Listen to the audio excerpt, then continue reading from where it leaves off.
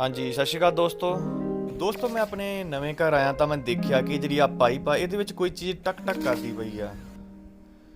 ਸੋ ਮੈਨੂੰ ਲੱਗਾ ਕਿ ਇਹਦੇ ਵਿੱਚ ਸ਼ਾਇਦ ਕੋਈ ਜੀਵ ਹੋਵੇ ਜਿਹੜਾ ਵਿਚਾਰਾ ਅੜ ਗਿਆ ਪਰ ਉਹਦੇ ਤੋਂ ਨਿਕਲਿਆ ਨਹੀਂ ਗਿਆ, ਕਿਉਂਕਿ ਇਹ ਪਾਈਪ ਥੱਲਿਓਂ ਅਜੇ ਬੰਦ ਏ ਤੇ ਉੱਪਰੋਂ ਖੁੱਲੀ ਹੋਈ ਏ। ਉੱਪਰੋਂ ਕਾਫੀ ਲੰਮੀ ਹੈ ਪਾਈਪ ਤੇ ਸ਼ਾਇਦ ਉੱਪਰੋਂ ਕੋਈ ਇਹਦੇ ਵਿੱਚ ਚੀਜ਼ ਪੈ ਗਈ ਜਿਹਦੇ ਤੋਂ ਨਿਕਲਿਆ ਨਹੀਂ ਗਿਆ।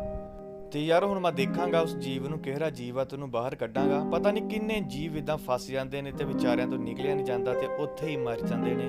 ਸੋ ਦੋਸਤੋ ਇਹ ਮੈਂ ਇੱਕ ਵੀਡੀਓ ਕੈਪਚਰ ਕਰ ਲਈ ਕਿ ਤੁਹਾਨੂੰ ਦਿਖਾ ਸਕਾਂ। ਤੁਸੀਂ ਪਲੀਜ਼ ਇਸ ਵੀਡੀਓ ਨੂੰ ਐਂਡ ਤੱਕ ਜ਼ਰੂਰ ਦੇਖਿਓ।